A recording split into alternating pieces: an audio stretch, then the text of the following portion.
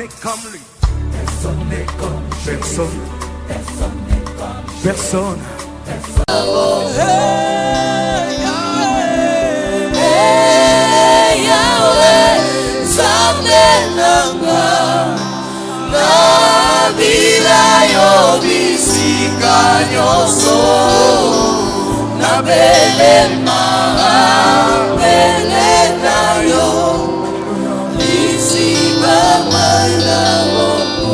Atana eso benzube mingi.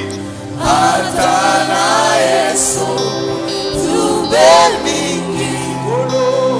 Natalela se. Molimo na yo akambangai. Molimo na yo akambangai. Isugata ngozo. Chante encore une fois. Atana eso zube mingi. Atana eso zube mingi. Natalela se. Molimo na yo akambangai. Molimo na yo akambangai. Isugata ngozo. Elikia na ngai. Elikia na ngai. Natangwa te. Simbangai na logo.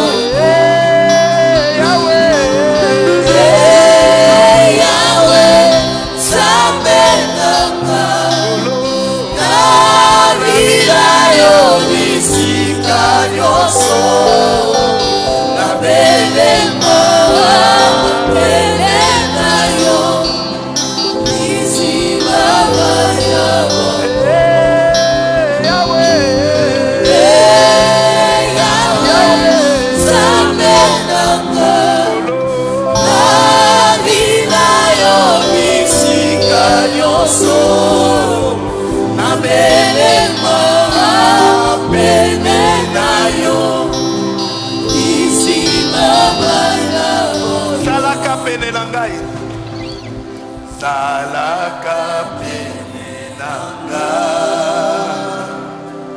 Puete osunga Unimananga Yeswe Nabulimu Nanga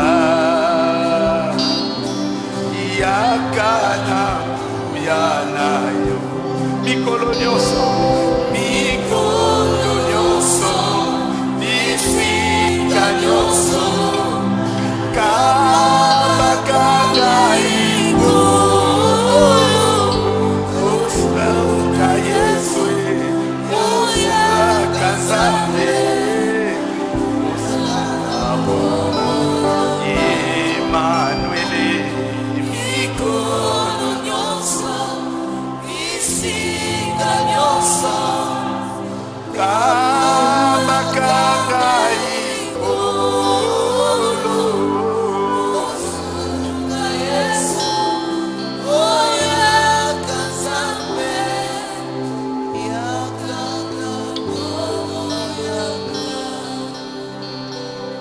Est-ce que tu peux lui dire, Seigneur, j'ai besoin de toi, j'ai besoin de ton orientation.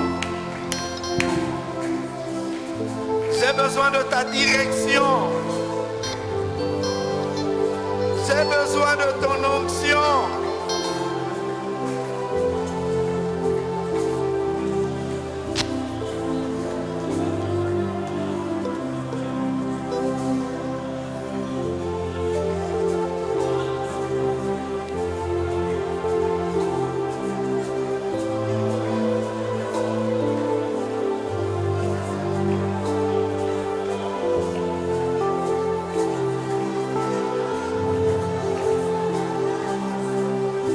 Besoin de toi, Seigneur, besoin de toi. Nous voulons dépendre de toi. Nous aimons dépendre de toi, Seigneur.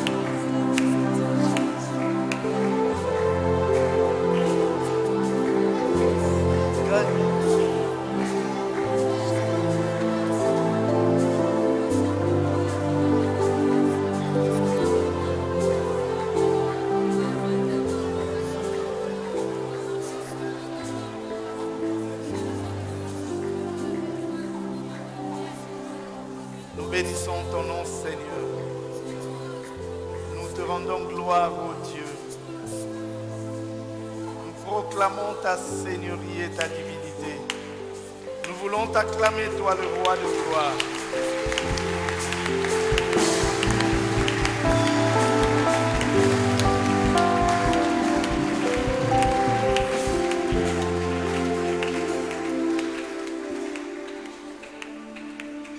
Amen.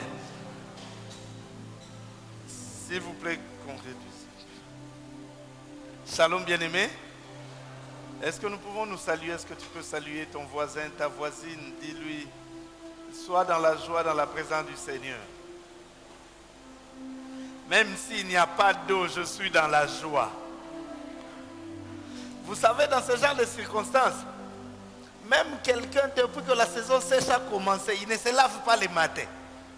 Mais le jour où il n'y a pas d'eau, il prend pour prétexte, je ne viens pas à l'église parce qu'il n'y a pas d'eau.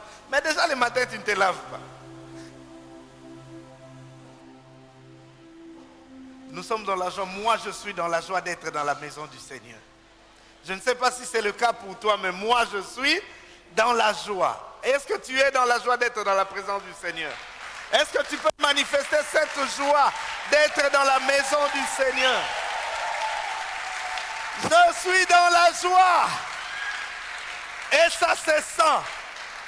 Amen. Que le Seigneur soit béni. Nous sommes toujours avec Moïse et nous ne savons pas jusqu'où le Seigneur nous permettra d'aller avec Moïse, le leader. Aujourd'hui, c'est le 36e numéro. Moïse, le leader, 36. Je ne sais pas s'il y a quelqu'un qui se souvient de Moïse, le leader 1. C'est un souvenir lointain. Cependant, vous avez la possibilité d'acheter les DVD et de continuer à écouter ce que Dieu a dit. Comme ça, vous aurez une suite logique. Amen. Nous lirons dans le livre de Nombre. Jusque-là, nous avons toujours été dans Exode, un peu dans Genèse, mais plus dans Exode. Et aujourd'hui, nous sortons un peu de l'Exode. Nous sommes dans le livre des Nombres, le chapitre 11. Nous lirons du 10e au 17e verset. Et dans le corps du message, nous toucherons aussi à d'autres versets de ce même chapitre 11 à partir du 25e verset. Nous vous donnerons cette partie. Pour l'instant, nous lirons du 10e au 17e verset. Nombre 11, 10 à 17. Si nous avons trouvé, nous lisons dans le nom du Seigneur. Moïse entendit le peuple qui pleurait, chacun dans sa famille, à l'entrée de sa tente. La colère de l'Éternel s'enflamma fortement. Moïse fut attristé. Moïse fut attristé. Si c'est ta Bible, encercle-le. Ne souligne pas seulement, encercle. Moïse fut attristé. Il y a des gens qui attristent les leaders. Et il dit à l'Éternel, pourquoi affliges-tu ton serviteur? Et pourquoi n'ai-je pas trouvé grâce à tes yeux que tu aies mis sur moi la charge de tout ce peuple?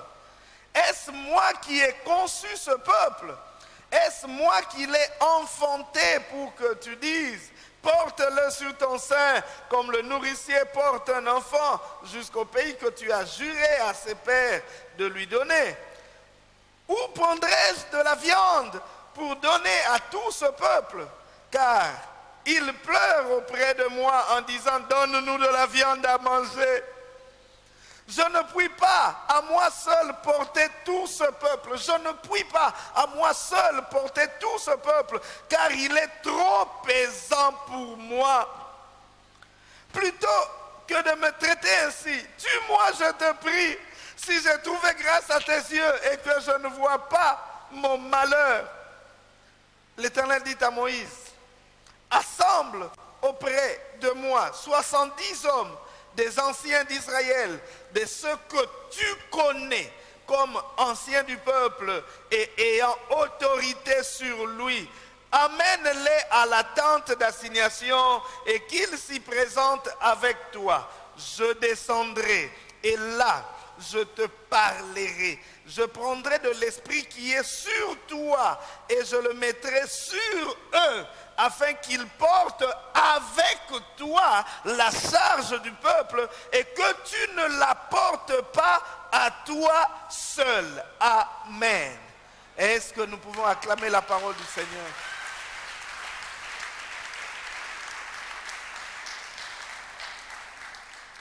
Nous avons commencé à voir le dimanche dernier comment Moïse a voulu travailler seul, comment il a voulu porter seul la charge du peuple de Dieu et comment son beau-père Jéthro est venu et lui a prodigué un conseil pour lui demander de répartir la tâche entre les différents responsables. Et il y a eu l'épisode dont nous avons fait la lecture aujourd'hui, ne se situe pas juste après. C'était quelque temps après. Mais parce que nous sommes dans la même pensée, nous n'avons pas voulu, nous avons bousculé un peu l'ordre chronologique des choses. Nous avons voulu rattacher la première pensée, le conseil de Jéthro à Moïse. Nous avons voulu rattacher ce conseil à la scène qui se passe actuellement. Ainsi, ce matin, nous verrons comment plus tard, après le conseil de Jéthro, Moïse ayant assimilé la leçon, demande à Dieu d'alléger sa charge, d'alléger la charge du peuple sur lui. Et Dieu l'a exaucé en répandant, en prenant l'esprit qui est sur Moïse et en le mettant sur 70 personnes, l'esprit qui était en Moïse, que Dieu a déversé sur 70 responsables. Et sur ce, le souhait de Moïse, après tout cela, était que si cela était possible, que tout le peuple soit composé des prophètes. C'était le vœu, le souhait de Moïse. Ce matin, nous parlerons donc de la charge du peuple, de l'esprit qui était sur Moïse et du peuple, d'un peuple des prophètes, d'un peuple composé des prophètes. Comme je l'ai dit, l'histoire dont nous venons de faire la lecture ne vient pas juste après le conseil que Jéthro a prodigué à Moïse. Après le conseil que Jéthro a prodigué à Moïse, nous le verrons le dimanche prochain, le peuple a repris sa marche. Et il est arrivé plus tard, dans un lieu où le peuple a encore murmuré. Je dis encore parce que c'était devenu comme une habitude pour Israël. Ils s'étaient habitués à murmurer, comme il y a des chrétiens, des enfants de Dieu, habitués au murmure. Ils murmurent contre Dieu, ils murmurent contre leurs responsables, ils murmurent. Et ils ont murmuré, ils étaient contents autrefois de manger la manne. Mais après un temps, ils disent non, nous sommes fatigués, nous ne mangeons que de la manne. Depuis que nous avons quitté l'Égypte, nous ne mangeons que la manne. Je suis fatigué de manger les mêmes choses. Je suis fatigué de faire les mêmes choses. Nous voulons maintenant de la viande. Donne-nous de la viande. Moïse, donne-nous de la viande. Papa, vous êtes dans le désert. Où voulez-vous trouver la viande? Si vous avez vos troupeaux, tuez-les, mangez. L'homme est un éternel insatisfait. Quand il a ceci, il voudra telle autre chose. Quand il pleure pour avoir 10, lorsqu'il en a 10, non, 10, ce n'est pas suffisant. Si j'avais 100, 100 c'est mieux. Lorsqu'il a 100, non, 100 ce n'est pas. À mon niveau, je devais avoir 1000. Lorsqu'il a 1000, non, c'est 10 000 qui est mieux. Et ainsi de suite. Un éternel insatisfait. Nous avons parlé un jour ici, nous avons dit que parmi les secrets pour vivre heureux dans la vie, il faut commencer par se contenter de ce qu'on a. Tu n'auras pas forcément ce que ont les autres. Tu ne feras pas forcément ce que font les autres. Vous avez cru au même Seigneur, c'est vrai, mais vous n'aurez pas forcément les mêmes choses. Alors apprends à te contenter de ce que tu as, que ce que tu as te suffise. Amen. Que ce que tu as te suffise. Je vis, je m'habitue avec ce que j'ai. Il y a des femmes qui font des problèmes à leur mari simplement parce que la voisine a acheté un nouveau pagne et puis elle n'en a pas. Non, non, non. Les autres achètent pour leurs femmes. Toi, tu n'as jamais acheté. Mais nous vivons avec nos moyens. Amen. Si pour l'instant nos moyens nous limitent à acheter la friperie, achète la friperie. Tu vivras avec. Vous pensez que ceux qui achètent dans les magasins de luxe ne meurent pas, ne tombent pas malades? Sortons de l'insatisfaction. Je me contente de ce que Dieu me donne. Il a permis aujourd'hui que je puisse avoir 10. Je fais avec. Je n'envie pas l'autre. Je ne murmure pas contre Dieu. Je ne boude pas Dieu. Je ne boude pas Dieu. Seigneur, si tu ne donnes pas d'autres vêtements, même à l'église, je ne pars pas. Nous ne venons pas à l'église pour des vêtements. Si toi tu viens faire un concours de mode ici, nous venons adorer le Seigneur. Amen. Nous venons adorer le Seigneur. Ainsi, même avec des babouches, la gomme, je viendrai adorer le Seigneur, s'il le faut. Je ne vais pas m'arrêter de servir le Seigneur parce qu'il me manque ceci, parce qu'il me manque cela. Jusqu'à ce que le Seigneur ait donné. Tant qu'il ne donne pas, je ne viendrai pas, je ne servirai pas. C'est toi qui es en train de perdre. Lorsque tu ne sers pas le Seigneur, c'est toi qui perds. Le peuple s'est lamenté et murmuré. Moïse s'est vu dans l'incapacité de porter la charge de ce peuple. Plus ils avançaient, plus le poids du peuple pesait sur Moïse. Et plus il se fatiguait. Nous l'avons lu ici. Et Moïse était fatigué et il était attristé.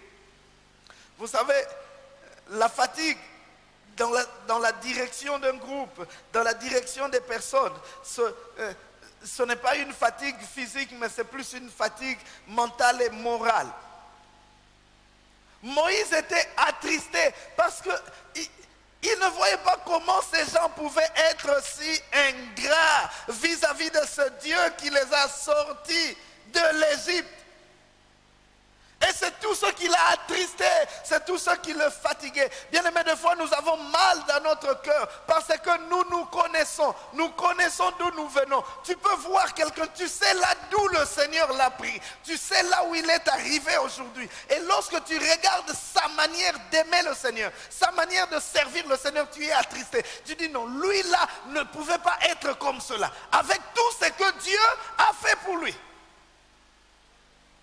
Avec tout ce que Dieu a fait pour lui. Bien-aimé, quel que soit ce qui peut me manquer aujourd'hui, je serais ingrat si je ne servais pas l'Éternel de tout mon cœur. Je viens de loin, je suis passé dans des situations de mort, dans des situations où les hommes m'ont déclaré pour mort, dans des situations où même le diagnostic des médecins était défavorable, négatif. Le Seigneur m'a gardé, il m'a gardé en vie. Et vous pensez qu'une chemise que je manquerai vaudra la vie qu'il m'a donné? Vous pensez que pour une chemise, pour un pantalon, pour une maison, pour des enfants, je vais arrêter de servir le Seigneur, lui qui m'a donné la vie? Non!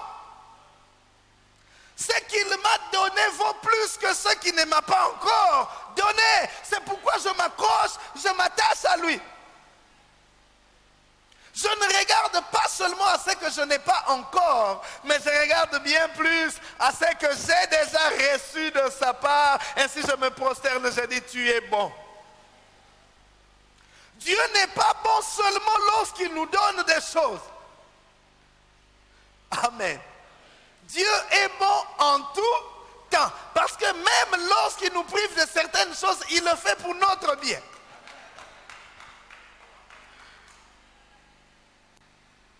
Ne mène pas une vie de murmure. Ne murmure pas contre Dieu. Sois plutôt reconnaissant par rapport à ce qu'il a fait de toi. Il y a des gens qui sont sortis du même village. Il y a tes amis avec qui vous êtes nés au village, qui jusqu'à aujourd'hui sont encore au village en train de couper les noix des pales. Et toi, le Seigneur, vous êtes sortis du même lieu. Mais toi, aujourd'hui, tu es licencié et puis tu travailles dans un bureau alors que lui monte sur des arbres.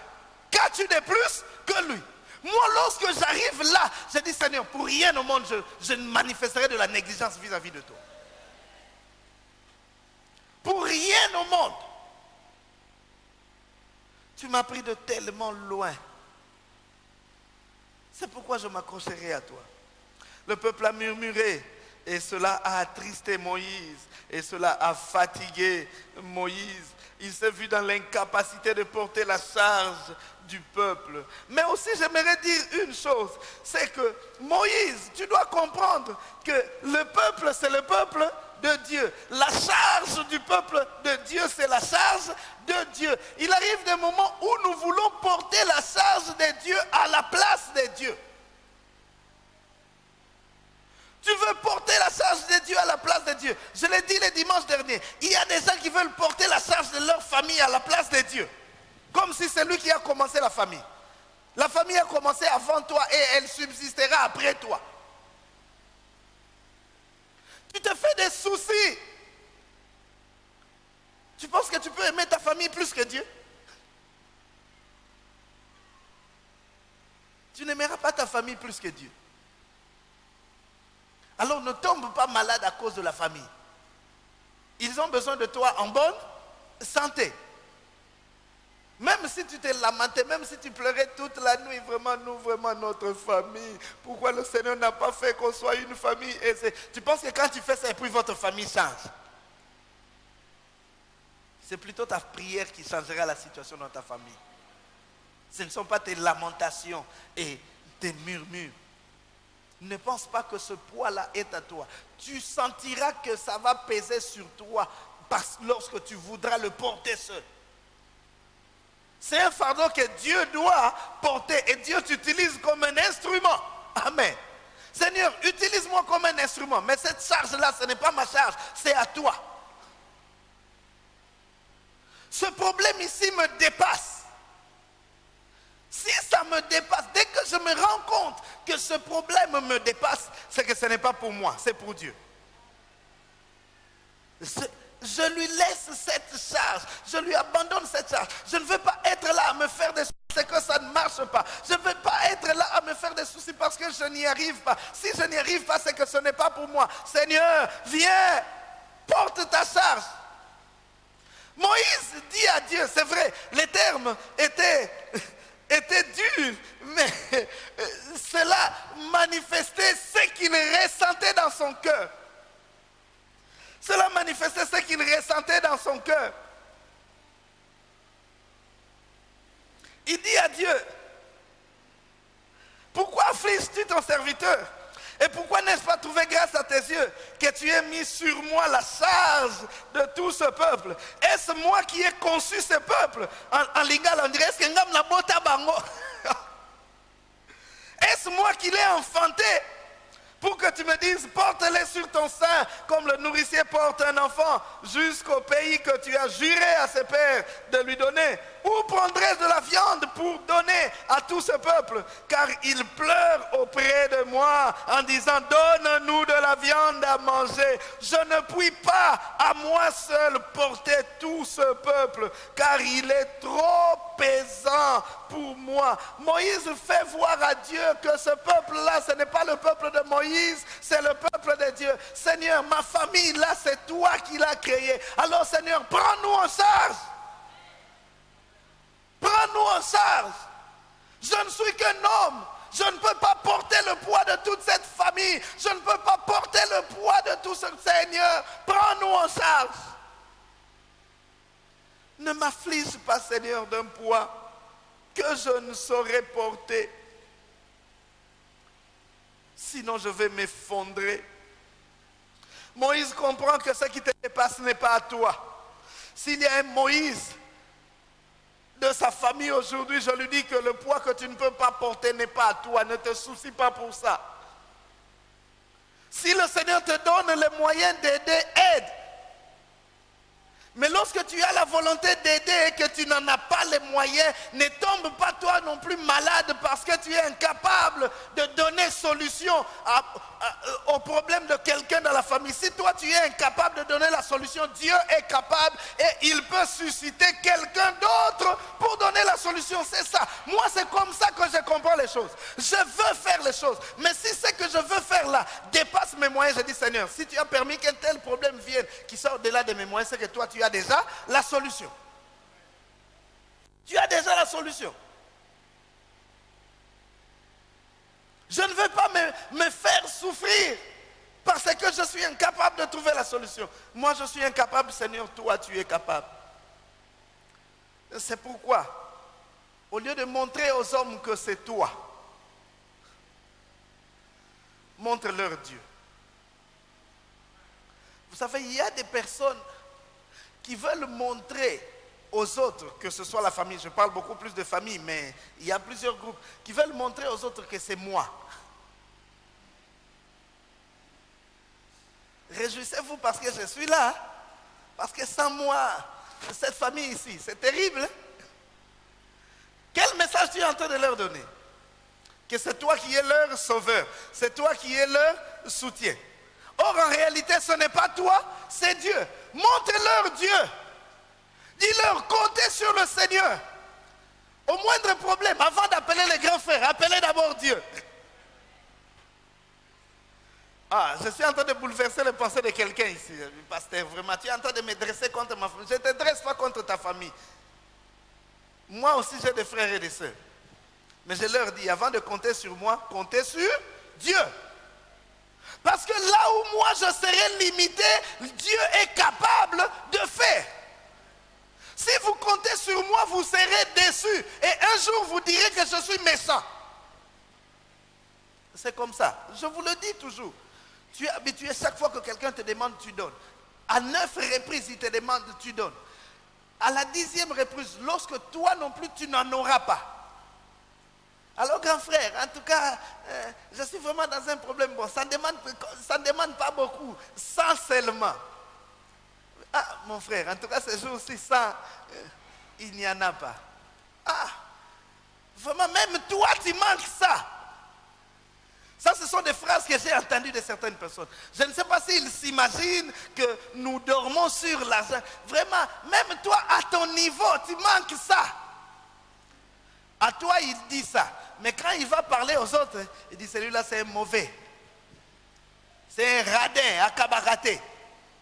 Il oublie les 9 fois où tu lui as donné. Pour la seule fois où, non pas tu as refusé, mais tu n'en as pas.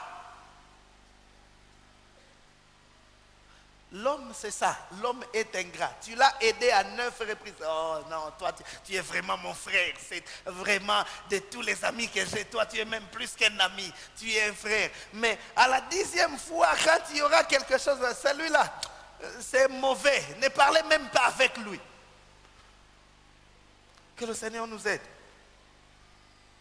Nous portons tellement les fardeaux sur nous que cela nous effondre. Je dis à quelqu'un, ne porte plus le fardeau qui te dépasse. Ça va freiner ta croissance. Parce qu'au lieu de monter, toi tu auras sur toi un poids qui te fera descendre. Tu finiras par être courbé à force de porter ce poids. C'est pourquoi il y a des enfants de Dieu qui n'avancent plus, qui ne grandissent plus, qui ne croissent plus. Parce que le poids qui leur a été imposé est trop lourd. Si ça te dépasse, donne à Dieu. Makambwele kela kanga, okamba kango nanguya na yoe, atana komina suka, kolona komona lobokona. Si moi je suis au bout, je sais que toi tu es là. Si je suis incapable de soutenir quelqu'un, je sais que toi, tu le soutiendras. Il arrive des moments où Dieu peut même empêcher, Dieu peut même t'empêcher de faire du bien à quelqu'un parce qu'il veut lui-même lui faire du bien. Sinon, cette personne te prendra à la place de... Oh!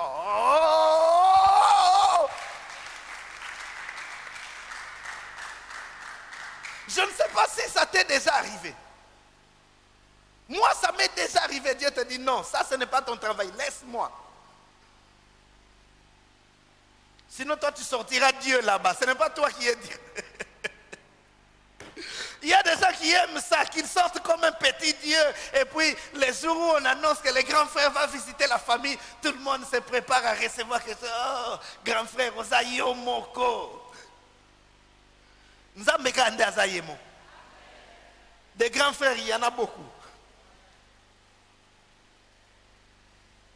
Et là, Moïse a eu le courage et l'humilité de reconnaître qu'il ne saurait porter le poids, la charge du peuple seul. Des fois, l'orgueil et la vaine, par orgueil et par vaine gloire, nous voulons montrer que nous sommes capables de faire ceci, alors que nous savons que nous en sommes incapables. J'ai parlé avec un frère, je ne pense pas qu'il...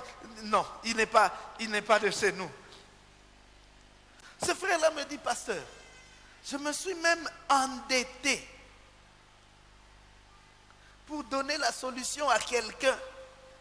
Et maintenant là, je me retrouve avec des accumulations d'intérêts. J'ai croupi sous des dettes. Je lui dis, maintenant la personne que tu as aidée là, elle aussi croupit sous des dettes. Comment tu peux t'endetter lourdement comme ça pour résoudre le problème de quelqu'un et tu ne sais pas comment combler? Tout cela pourquoi? Parce que je dis non, mais si je ne fais pas, ils vont voir que je suis zéro. Il faut que je montre que je suis. Tu montres que tu es alors que tu n'es pas. Ne vis pas au-delà de tes moyens et n'aide pas non plus au-delà de tes moyens. Je ne sais pas si quelqu'un me comprend. Je suis peut-être en train de bouleverser quelqu'un, mais c'est comme ça. Je suis votre pasteur, je dois vous le dire. Ce frère-là, il était presque en train de pleurer. Il dit, pasteur, je ne sais pas ce que je peux faire. Je croupis sous des dettes. Alors que même cette personne-là m'avait caché certaines choses. La personne lui a caché certaines choses. Lui s'endette, il paye. Et après, lui reste avec des dettes. N'aide pas au-delà de tes moyens. Ne fais pas des choses au-delà de tes moyens. Ce que tu peux faire, fais-le. Avec joie, avec empressement. Lorsque j'ai les moyens d'aider et que je peux le faire, je le fais. Mais lorsque je n'en ai pas les moyens, je ne vais pas me tuer pour aider.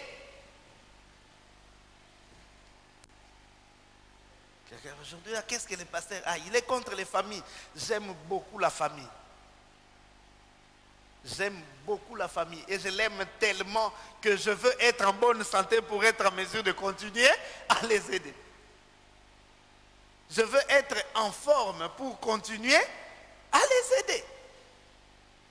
Il est arrivé à un moment donné, j'étais moi-même en train de vouloir me stabiliser, alors que chez les petits, il y avait encore des besoins.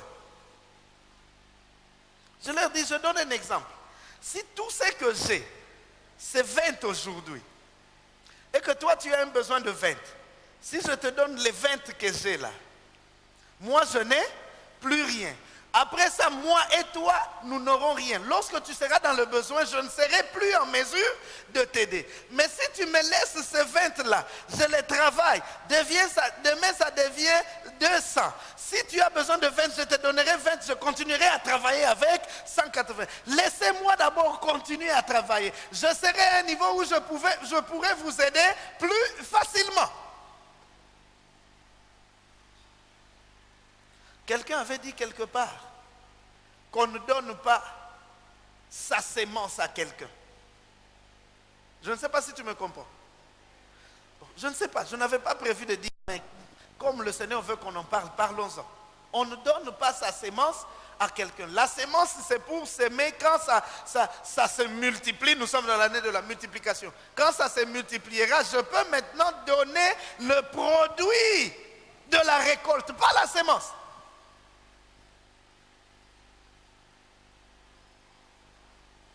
Amen. Je ne sais pas si je me fais comprendre. J'ai dit qu'il ne faut jamais rien donner à quelqu'un. Mais j'ai dit, qu'est-ce qu'il ne faut pas donner?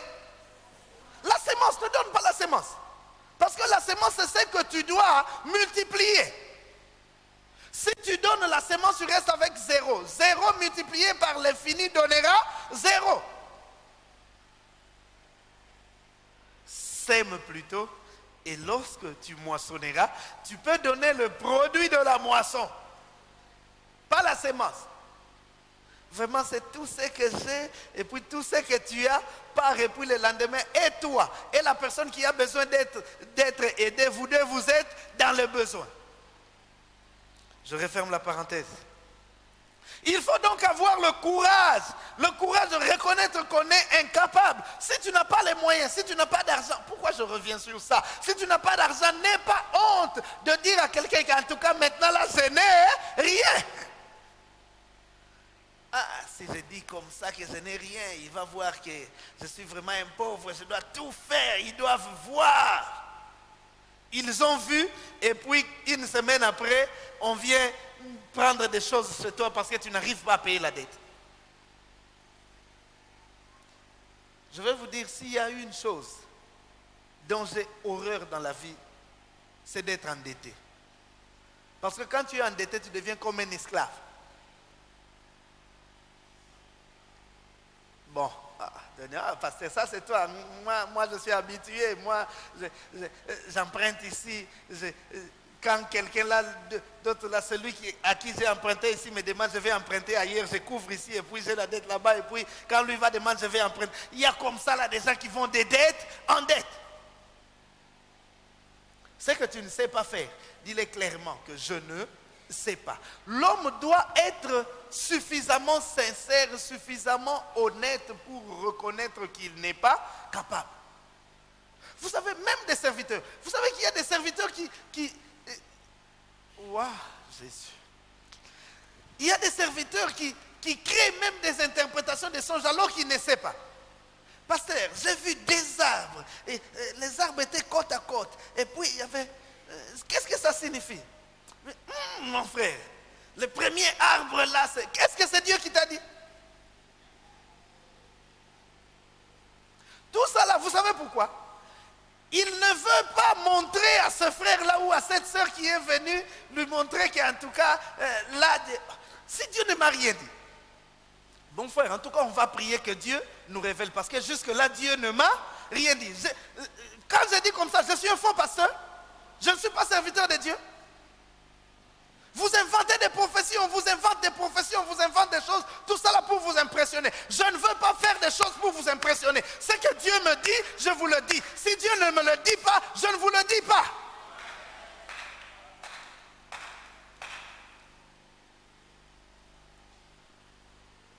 Si je suis incapable, je te dis, mon frère, ça là, je ne saurais pas. Mon frère, est-ce que tu peux porter pour moi? Tu seras porté pour moi. Oh, ça là, ce sont des petites choses. Moi, je porte même des fardeaux plus lourds. Mes mains. Si tu ne sais pas, aie l'honnêteté de dire, en tout cas, ça là, je ne sais pas. Mais il paraît que tu as fait les mathématiques. Oui, j'ai fait les mathématiques, mais comme ça là, moi aussi je découvre. Bon, à cause de la situation, ne fermez pas. Peut-être qu'il y a quelqu'un qui est allé chercher l'eau en pause.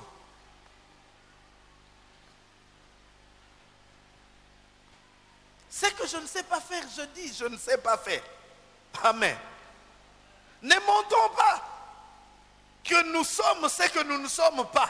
Ne montrons pas non plus que nous avons ce que nous n'avons pas. Si tu n'en as pas, tu n'en as pas. Mon frère, je n'en ai pas. Même s'ils ne te croient pas. Il y a des gens qui viennent des fois. Bon, il y en a qui sont vraiment dans les besoins. Mais il y en a d'autres qui viennent. Et le dimanche, on vient de faire les offrandes. Donc c'est que le pasteur, comme si après le culte, le pasteur prend les offrandes, il amène celui à la maison. Non, pasteur, j'ai besoin de... Quand tu dis mon frère, en tout cas, pasteur, vraiment, il n'y en a pas. Comme si c'était possible, j'allais te dire, et l'argent qui est entré là-bas. L'argent qui est entré là-bas, ce n'est pas pour le pasteur. Le pasteur, comme les autres, attend à la fin du mois qu'on lui donne son support. Ce n'est pas comme les centres évangéliques, les dos de Dieu. Après les kids, maman comptable, combien ça coûte au pasteur Sam? Yakanangwao.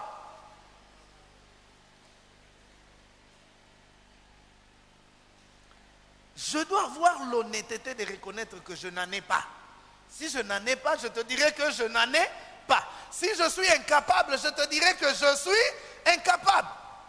Je ne veux pas faire des choses pour t'impressionner. Il n'y a qu'une seule personne que j'impressionne, c'est Dieu. En tout cas, lui, je fais tout pour l'impressionner. Par ma prière, par ma manière de vivre, même par mon offrande. N'impressionne pas les hommes. Tu n'en auras pas les bénéfices.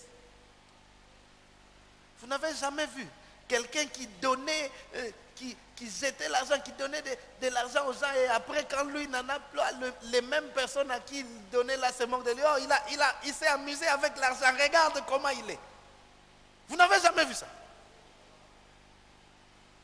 Attends, quand on va te critiquer, tu vois, oh, mais moi j'allais chez lui, mais chaque jour on s'amusait avec l'argent. Mais nous autres là, on a bénéficié. Tu as bénéficié, mais est-ce que tu rends l'ascenseur? On ferme, ça c'est pour un autre jour. En réponse au cri de Moïse, je sens qu'aujourd'hui on ne va pas terminer.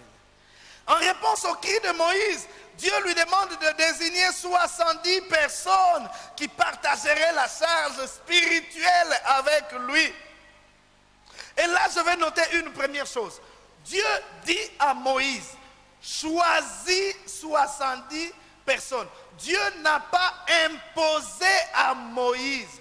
Il a dit à Moïse, choisis. Parce que le leader, c'est Moïse. La personne que Dieu a choisie, c'est Moïse. Dieu n'imposera pas à Moïse des personnes qui travailleront avec lui. Dieu dit à Moïse, c'est à toi de choisir.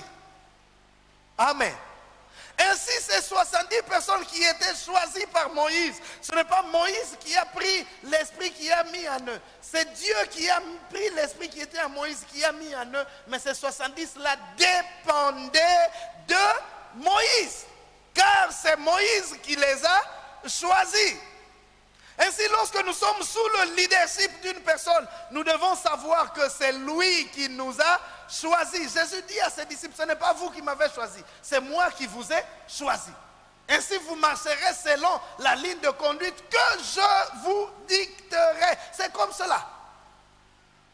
Bon, ça, on a des fois du mal à les comprendre, mais c'est comme ça. Moi, j'ai été sous le leadership de quelqu'un. Quel que soit ce que je pense, je sais que celui qui conduit là, c'est lui, c'est pas moi. Amen. C'est lui qui conduit et c'est lui qui m'a choisi. C'est lui qui m'a placé à côté de lui. Mon travail, c'est de l'aider à accomplir la mission que Dieu lui a confiée. Jusqu'à ce qu'un jour Dieu ouvre une brèche, il élargit la vision et que moi aussi, je conduise des choses. À mon tour aussi, j'aurai des personnes que je choisirai qui seraient avec moi. C'est comme cela. Dieu dit à Moïse, choisis. Il ne dit pas, Moïse, je te donne 70 personnes. Il dit à Moïse, choisis. L'Éternel dit à Moïse, verset 16, assemble auprès de moi 70 hommes des anciens d'Israël, de ceux que tu connais comme anciens du peuple et en autorité sur lui, de ceux que tu connais. Vous pensez que Dieu ne connaissait pas ces 70 personnes? Était-ce difficile à Dieu de prendre 70 personnes? Moïse, je te donne 70 personnes, travaille avec eux. Il dit, Moïse, choisis des personnes que tu connais. Parce que celui qui a la vision, c'est toi. Amen. Celui qui a la vision, c'est toi. Tu es dans une entreprise, tu as un responsable, travaille pour l'aider à accomplir sa mission. Amen. Ne lui mets pas des bâtons dans les roues. Ne lui fais pas des coups bas. Et même quand tu vois que les coups bas, ce n'est pas efficace, tu fais des coups hauts. au vu et au su de tout le monde, ce que les autres appellent le cou des girafes. C'est Moïse qui a choisi. Ainsi, Dieu prend l'esprit qui est en Moïse et il le place dans les autres responsables. Et là, je me suis posé la question, est-ce que cela signifie-t-il que Moïse n'avait plus suffisamment d'onction parce que Dieu a partagé l'onction qu'il avait pour mettre dans les autres et que désormais Moïse avait une portion d'onction moindre? J'ai entendu quelqu'un dire ça un jour, j'ai dit, oh, il y a des gens qui ne comprennent pas et nous ne pensons pas que ce soit cela. Cela signifie simplement que ces personnes devaient avoir le même esprit que Moïse. Ils devaient travailler dans la même lignée, c'est-à-dire que ce que Moïse faisait, il serait en mesure de le faire. On ne peut pas dire que l'on sert le Seigneur auprès d'un homme et qu'on ne puisse pas partager sa vision. Ainsi, chaque leader a besoin d'avoir à ses côtés des hommes et des femmes qui partagent la même vision que lui, qui voient les choses de la même manière et qui le soutiennent dans cela, à quelque niveau que ce soit. Le dimanche dernier, nous avons parlé au niveau de la famille. Même dans la famille, on doit avoir la même vision. Papa, maman et les enfants. C'est pourquoi j'avais dit qu'il y a même des moments où on doit faire asseoir les enfants. Conseil des familles, surtout lorsqu'ils commencent à grandir. Mes enfants, je pense faire comme ceci. Je connais quelqu'un dans ma famille, il a commencé à vendre des maisons et lorsque les enfants ont essayé de lui dire, mais papa, comment tu vends les maisons? Il dit, quand j'ai acheté ça, on avait mélangé l'argent. C'est moi qui ai acheté, c'est moi qui décide de vendre. Mauvaise idée. C'est toi qui as acheté, mais tu as des autres à côté de toi. Amen. Ils sont là pour t'aider à accomplir ta vision. Ainsi, tout leader a besoin d'avoir des personnes qui sont avec lui. Mais ces personnes doivent voir les choses de la même manière. Lorsque le leader veut aller à gauche et que les autres veulent aller à droite, ça ne marchera pas. Amen. Ça ne marchera pas. Tu es parmi les 70, tu es choisi pour soutenir Moïse. Imprègne-toi de la vision de Moïse. C'est ce que Dieu voulait. Des personnes qui s'imprègnent de la vision de Moïse. Des personnes qui ont l'esprit de Moïse, c'est-à-dire qui travaillent comme Moïse, qui ont la pensée comme Moïse. Nous en parlerons tout à l'heure. L'esprit de Moïse sur les 70 responsables signifie aussi qu'ils devaient désormais travailler avec l'onction de Moïse, c'est-à-dire capable de faire ce que Moïse faisait. Car les disciples qui ont l'esprit du maître parlent comme lui, ils vivent comme lui, ils agissent comme lui. C'est comme cela. La Bible dit que Jésus a choisi 12 disciples. Pour faire quoi? Premièrement, pour les avoir avec lui. Pourquoi les avoir avec lui? C'est-à-dire pour leur inculquer son caractère. Et ensuite pour les envoyer. C'est ce que la Bible dit.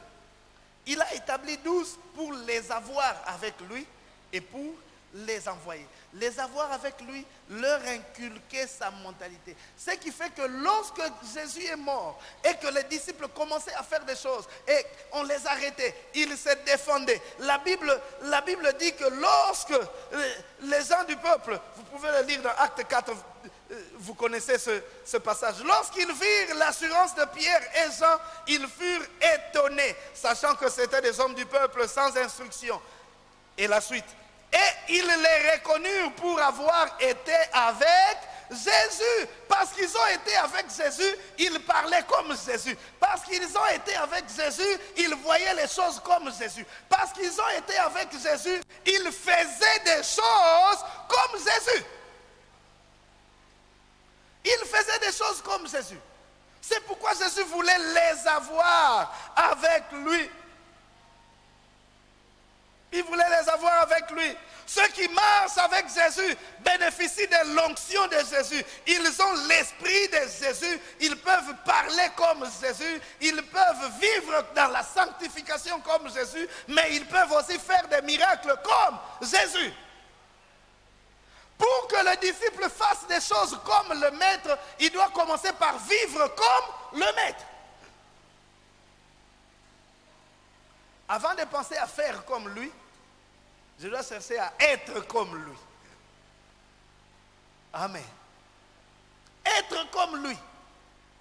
Je me pose la question, c'est que je fais ici, ma réaction par rapport à ça. Si c'était Jésus, que ferait-il? Parce que je suis disciple de Christ.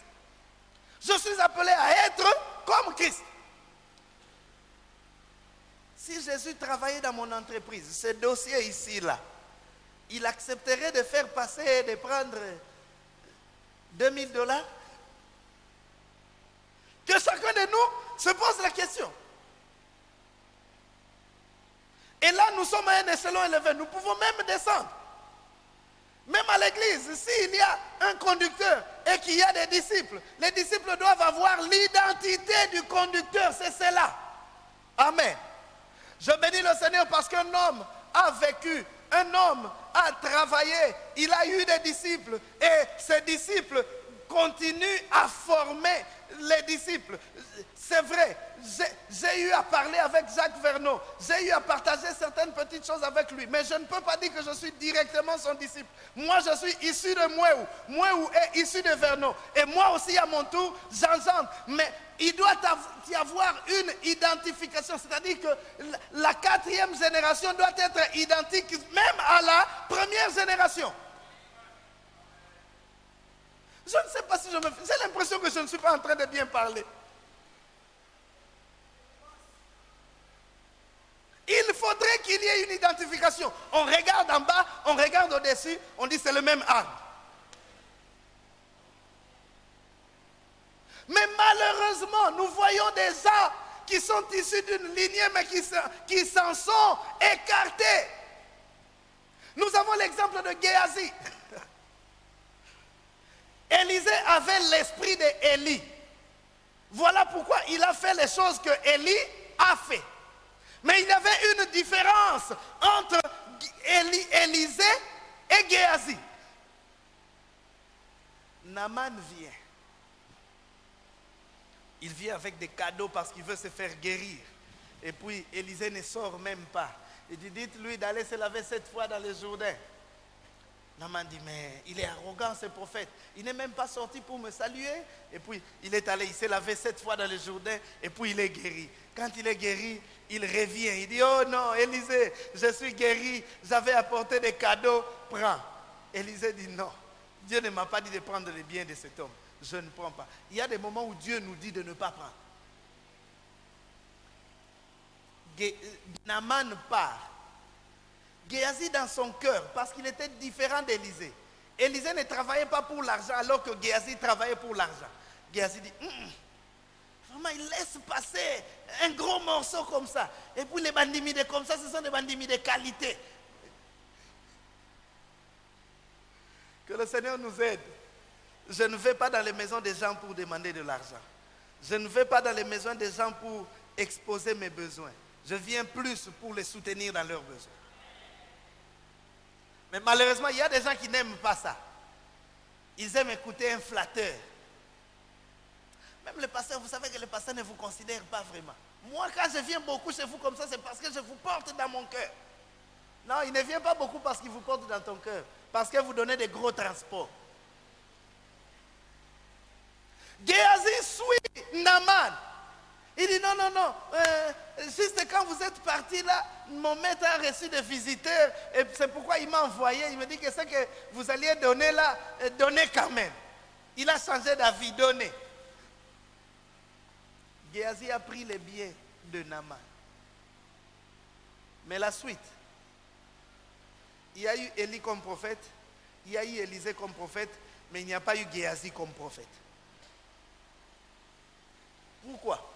Parce qu'il n'avait ni le caractère d'Élisée, ni le caractère d'Élie. Quand on part d'Élie à Élisée, on ne retrouve pas le même caractère dans Géasi. Malheureusement, il y a beaucoup de Géasi à l'église. Ils viennent à l'église, ils écoutent la parole, mais ils ne vivent pas selon la parole qui leur est prêchée ici. Et même ils font dénigrer le Seigneur, l'église, et même leur pasteur dans leur lieu de travail résidence.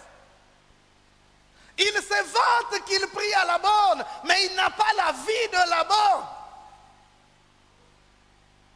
Tu n'as pas seulement besoin d'avoir le nom de Jésus, tu as besoin d'avoir la vie de Jésus. J'écoute la parole à l'église et je l'applique à la cité. Il ne faudrait pas qu'il y ait une cassure. On voit Jésus, on voit l'épaule, on voit les autres. Puis quand on arrive chez toi, on dit, oh, na, oh, kukanité.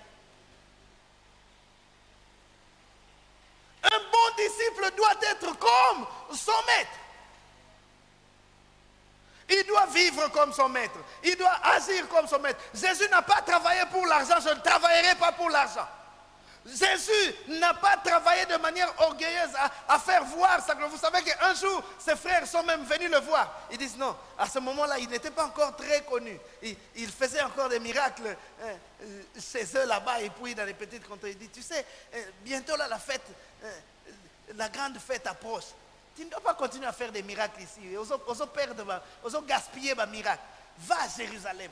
Là, c'est la grande ville. Quand tu ferais des miracles là-bas, tu seras connu. Vous pensez que Jésus fait des miracles pour être connu? Il ne faisait pas des miracles pour être connu. Il faisait des miracles pour manifester la gloire et la puissance de Dieu, mais aussi pour aider les hommes. Mais il y a des hommes qui font des choses pour leur propre gloire. Une petite fièvre guérie, on appelle les journalistes, on appelle les caméras, filmer. Oh, notre pasteur, c'est un homme puissant. Il fait des miracles. C'est lui qui fait des miracles ou c'est Jésus? C'est qu'il n'est pas comme Jésus. S'il n'est pas comme Jésus, c'est qu'il est déclassé. Il fait partie de ceux dont Jésus a parlé, qu'ils diront, Maître, n'avons-nous pas fait des miracles en ton nom? N'avons-nous pas chassé les démons en ton nom? N'avons-nous pas guéri les malades en ton nom? Le Maître leur dira, je vous connaissais, mais maintenant je ne vous connais plus. C'est ça? Le Maître leur dira que je ne vous ai jamais connu. Ainsi, toute personne qui travaille en dehors de la ligne que Jésus a tracée, Jésus ne le connaît pas. Alors je pose la question. De quelle lignée es-tu? Tu viens à l'église, c'est vrai. Tu sers peut-être même, c'est vrai. Mais est-ce que tu as la vie que prône ton église?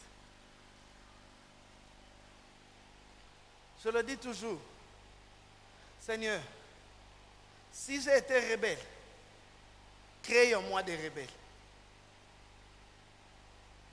Si j'ai été voleur, personne n'est comme lui. Personne n'est comme personne. Personne n'est comme personne.